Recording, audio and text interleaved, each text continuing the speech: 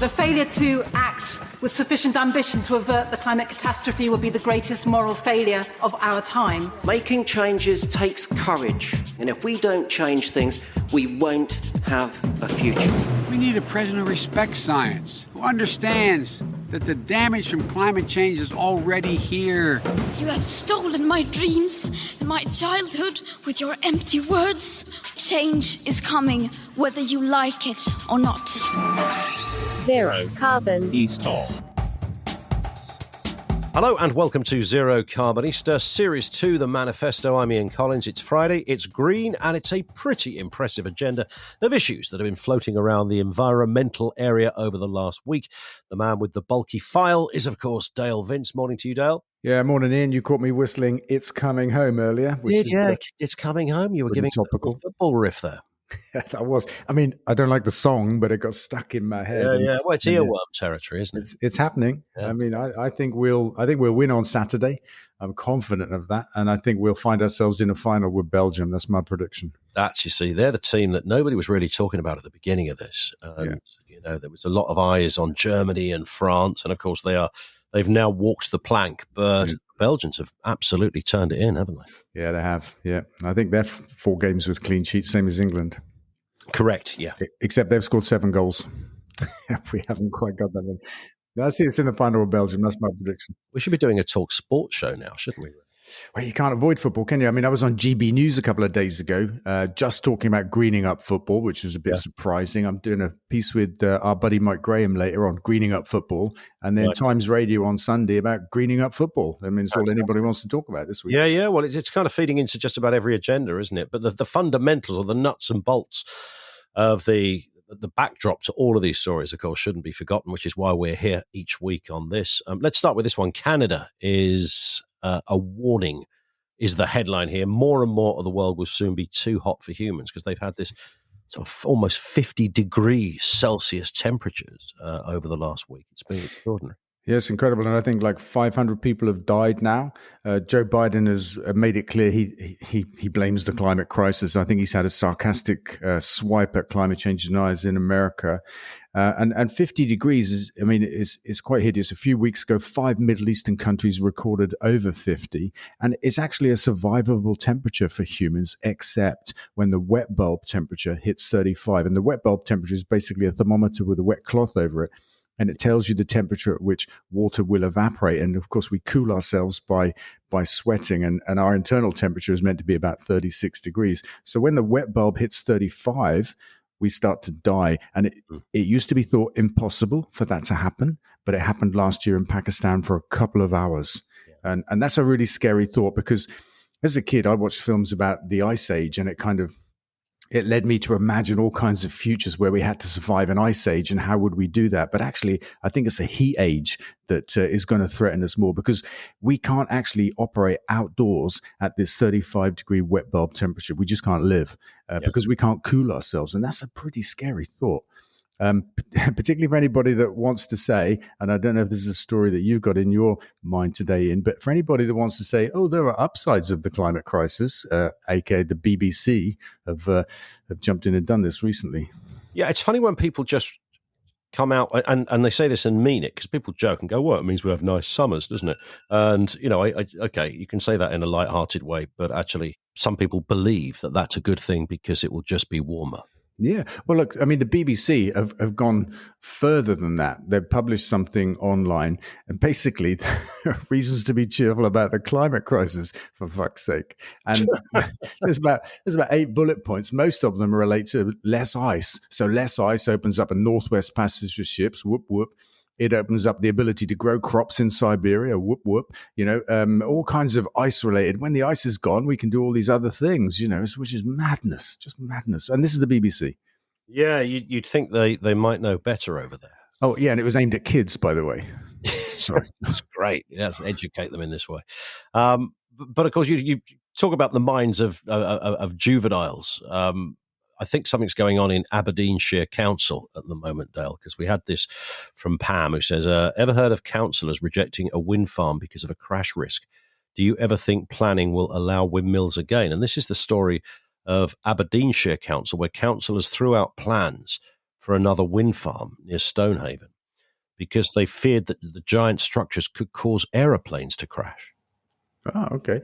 And as in aeroplanes would hit them, or they would interfere with their electronics, or what? Well, I'm assuming I don't know because she doesn't mention that. She said, I know that they've already got 50 turbines in the area, so they clearly haven't got any issue with the ones that are already there. Yeah, I guess what I would say to that is I think I've heard everything in terms of what windmills could cause, and that really happened for me in the course of trying to build this first one 25 years ago. And back then there weren't 50 around to point at and say, look, this is the reality. And so people came up with all kinds of things. The most extreme in our case was that they were going to interfere with pacemakers of people living, a mile away or something like that. Really? And it's got this guy locally with the pacemaker so worked up that he was in danger of having a health problem. He was chasing the police off his doorstep with a broom, and it's like, oh my God, man, you need to calm down. Yeah. So yeah, I mean, I've heard a lot of crazy things about wind energy over the years.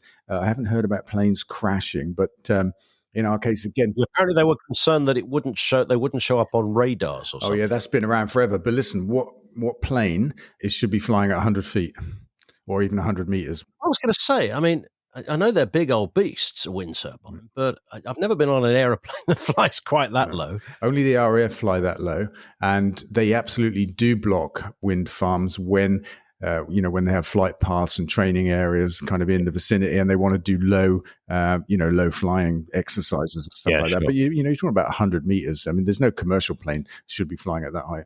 No, absolutely not. Here's a question that comes in from Phil Dale. Why on earth are you appearing on GB News? You just referenced that. Yeah. There's something wrong with appearing on GB. Well, GB. Apparently there is. I find that a little bit amusing, but I understand where people are coming from. Is it Britain's version of Fox? I don't know. I think maybe for me the jury's out anyway. But I went on there, I mean, literally to talk about greening up football. But at the same time, I get the question: what am I doing on what might be a right wing channel? But listen, this is where I go. I've been working with the Express all year. I think that's worked well. Mike Graham, our mutual friend, when I first bumped into him on talk radio, it was a visceral experience. But he's become a bit of a friend, and his audience are listening. They send me emails, which I like. Yeah, absolutely right. So, it's all about reaching outside of your bubble. And talking to people that have a different view. And from my perspective, the people in these other bubbles, I need to talk to them. I need to tell them what I think, what I know, what I think we should be doing, and try to persuade them. Let's move to this man. I'll be back. Now, there's Arnie in fine form. Arnold Schwarzenegger has said that politicians really screw everything up, and the onus is on the wider population to unite in action to address environmental concerns. So Arnie is speaking, Dale. You're not the only voice here. Yeah. You've got the Terminator on your side. That's right. He was governor of California for a while, wasn't he? And I think he famously described some of his opponents as girly men, which really made me laugh.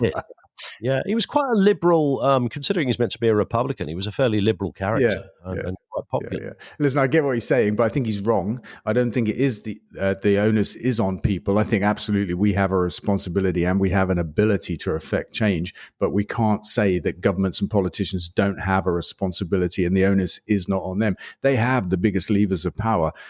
We can change how we live, we can campaign, we can make it plain to them what we want to see, but they have the levers and the change will come from them ultimately, the big change that we need. Yeah.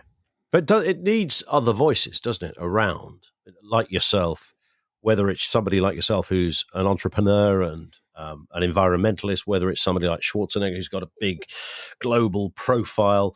At the other end of the scale, the people like Greta, it needs these other agitators around to kind of keep the debate live. That's the reason. Yeah, no, I'm all for it. I'm not criticizing him. I'm glad he's wading in, do you know what I mean? And making his point, because absolutely we can make a difference as people. We change what we buy, we change how we heat our homes and how we travel, what we eat. Businesses pick that up. Government sees that, and the government then will adapt their policies. Like, great example, our government a little while ago said, you know what, we're going to ban new fossil-powered cars by 2030. Fact is, the industry won't be making them anyway. So they came after the event, And this week, the government said, you know what, we're going to bring forward the ending of coal burning in Britain 1 year from 2025 to 2024.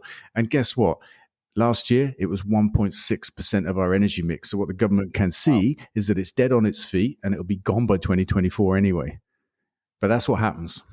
Here's a question. Well, here's a headline. Climate change. Will UK mining drive a green revolution is the headline here. This is how the story pans out. With the rapid growth of renewable energy and electric vehicles, the demand for minerals they rely on is set to soar. By 2030, the world could need half as much tin again. For the lithium, the increase is a massive 500% by 2050, according to the World Bank. Yeah. What do we make I of think that? it's the other way around. I think this green revolution arguably may drive a boom in UK mining. I mean, it's just literally logically the other way around. We've got to build, millions of cars and all kinds of stuff. And for that, we do need a lot of lithium, a lot more than we're currently producing. I mean, the good news is we have some. It's underground in Cornwall, for example. And we're working with a company down there that are going to build Britain's first geothermal power station. And an amazing byproduct, because they're pumping water from deep underground, is that this water is a lithium-rich source. And so they're actually going to produce lithium in Cornwall as a byproduct of making power from underground, which is fantastic. Yeah. And a question from Christian. This is actually to me, Dale.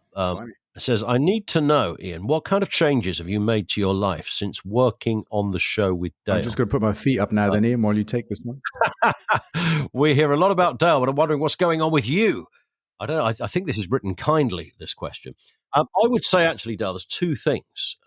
There's obviously the eating less meat, which, there's times, certainly throughout the week, where I don't have any meat at all. Chicken used to be your thing, didn't it?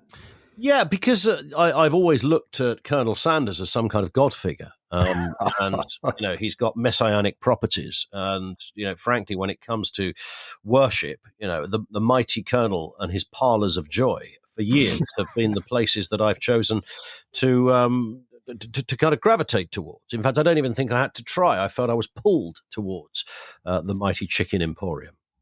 I haven't been there for ages. Wow. That's a good thing, right? That's a good thing. Absolutely. Yeah. So meat is one thing. But the other thing is actually, it's slightly a wider point and it's bigger. And that is just the overall debate about this. Now, when I first started in radio, when we were doing phone-in, we used to look for debates like, it was crazy, vegetarianism. Is it good for you or bad for you? Literally, these were the kind of polarized, crass, frankly, anti-intellectual questions that got thrown out in the media. Is it good to be a vegetarian? You would never debate that now. It would just be a ridiculous debate. And similarly with climate change, I can remember, 15 years ago, putting that question out there. Do you believe in climate change? And I know sometimes you still have to kind of revisit parts of that because there are conspiracy theorists who think there's nothing going on and it's all a big ruse. But it's interesting that debate has largely gone, and now we are talking about doing rather than the theory of it. And we can see around us, we've just been talking about wind turbines. That's nothing new. That's just part of the system. Even if you have got some mad councillors who think they're going to make aeroplanes crash. All the other aspects, electric cars, the electric kind of revolution, if you look at it that way. All of these things are now pretty standard, right? Yeah, I think you're right. I think it's a question of how and when now, not if, isn't it?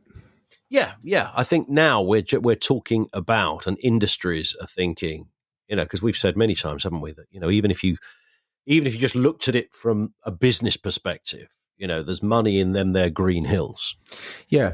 That's, I think, one of the biggest advantages that we enjoy now is that it's suddenly become economic to do green stuff, and actually more economic than to do the old stuff. So once we reach tipping points in various different industries, then we get real progress. But yeah, I think you're right. We've moved on from is it real to a question of how fast do we make this transition now? Yeah. And at the moment, of course, it's all pinned on 2050, which is kicking it into the ridiculously long grass. Yeah. But every year those targets change. I remember 25 years ago, the first climate target, the first carbon reduction target coming out of the COP in Kyoto was, a handful of percent, and it was nothing, but it was the first target. And now we have 100% targets everywhere. Yep. We just have to now shorten the time frame.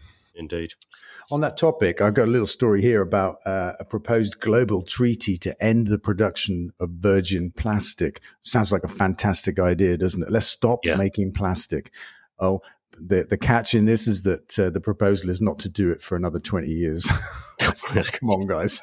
It's the long grass theory, the LGT, as we'll call it.